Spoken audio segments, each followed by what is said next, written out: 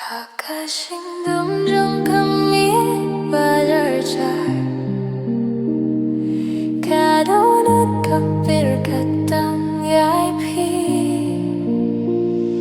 Jingkynmaw Jong Phi kadang imanga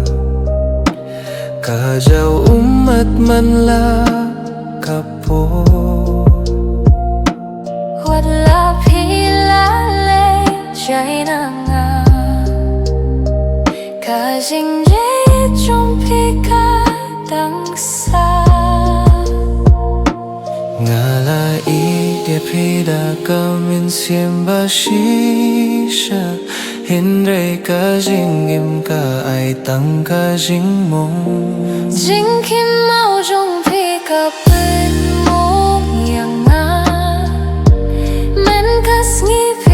sngewsih tang Jingkynmaw Jingkynmaw Jong Phi pynpaw dohnud Kasu Jong Phi kadang sawashkor Wala pimdon bat naman ta Lasah tang jingjngai kana jongi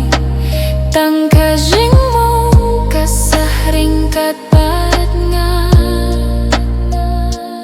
Ngala Duet na benta ka jingieid jongi Namar kapor kalapin sngewsih Jingkynmaw Jong Phi pynjem man miet na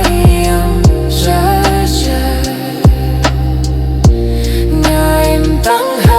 Jingkynmaw Jingkynmaw Jong Phi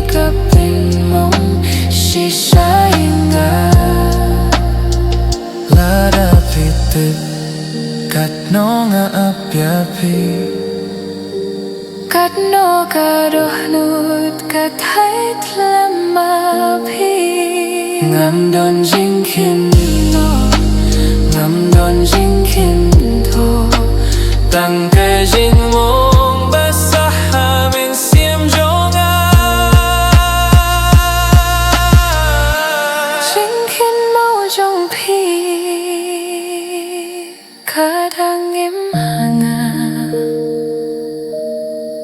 Wala ngamdon binta shuha jingjngai